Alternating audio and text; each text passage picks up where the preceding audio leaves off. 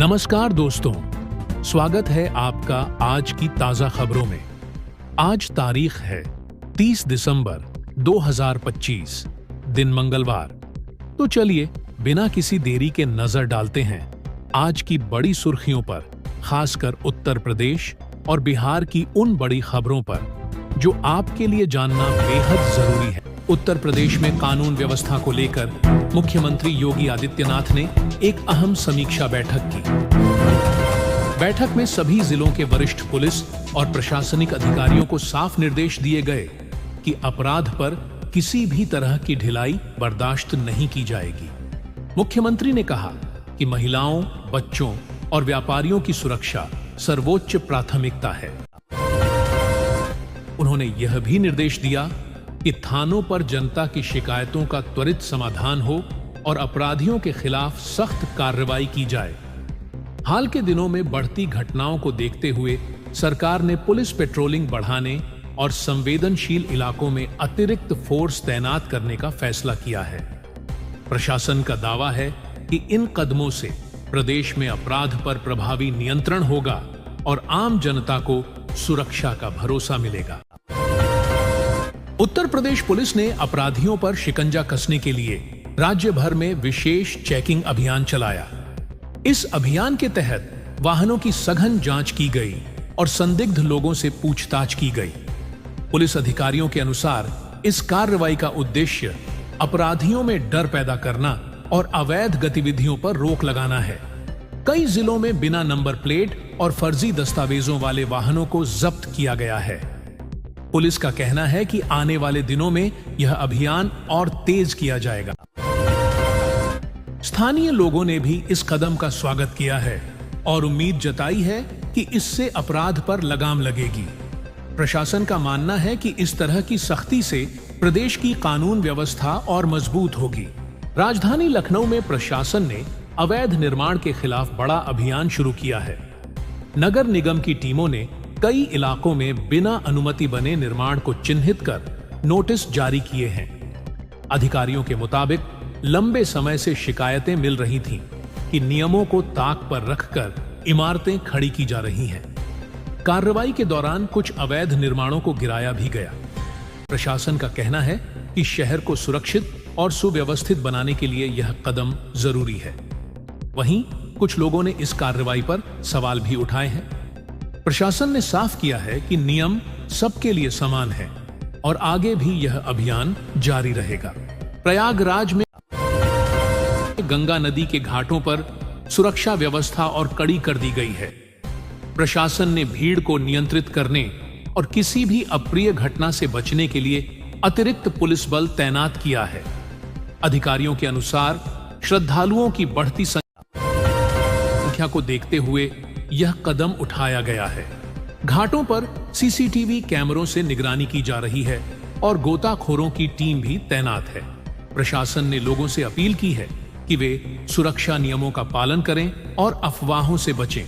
स्थानीय प्रशासन का कहना है कि सभी जरूरी इंतजाम किए गए हैं ताकि श्रद्धालु सुरक्षित तरीके से पूजा अर्चना कर सकें। कानपुर में एक सड़क हादसे में कई लोग घायल हो गए।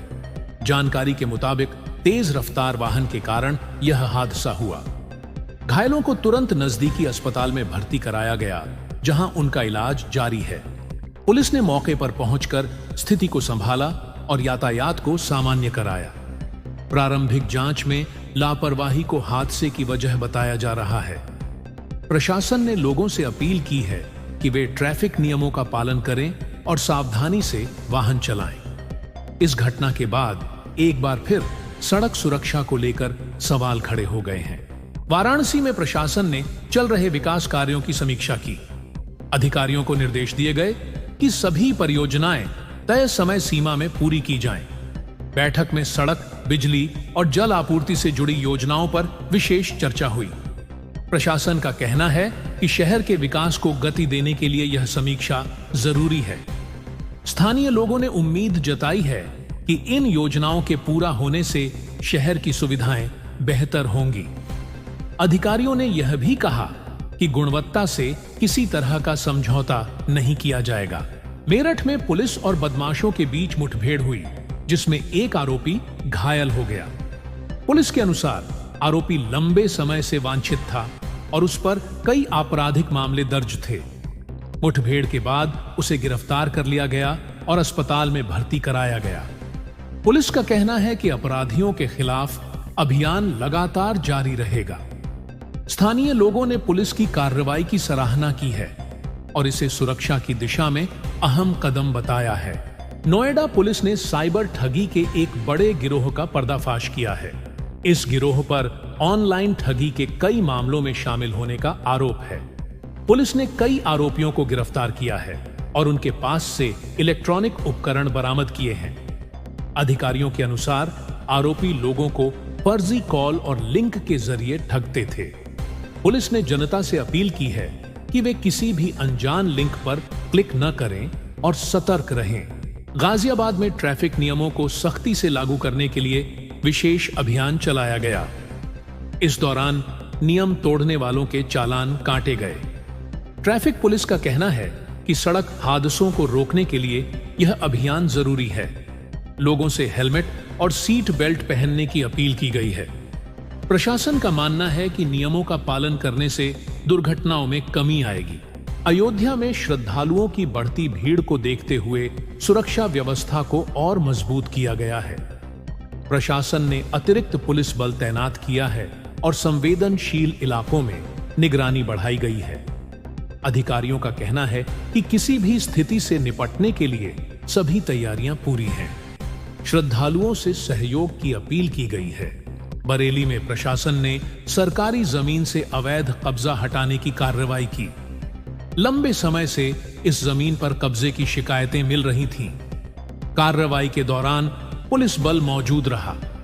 प्रशासन का कहना है कि आगे भी इस तरह की कार्रवाई जारी रहेगी। झांसी में किसानों के हितों को लेकर बैठक आयोजित की गई। इसमें फसल बीमा और सिंचाई योजनाओं पर चर्चा हुई। अधिकारियों ने किसानों की समस्याओं को सुना और समाधान का भरोसा दिलाया। सहारनपुर में स्कूलों की सुरक्षा को लेकर प्रशासन अलर्ट मोड में है। स्कूल परिसरों में सुरक्षा जांच बढ़ा दी गई है। अभिभावकों से भी सतर्क रहने की अपील की गई है। आगरा में मौसम बदलने से ठंड बढ़ गई है। प्रशासन ने लोगों को सतर्क रहने की सलाह दी है। डॉक्टरों ने बुजुर्गों और बच्चों का विशेष ध्यान रखने को कहा है। अलीगढ़ में बिजली आपूर्ति सुधारने के लिए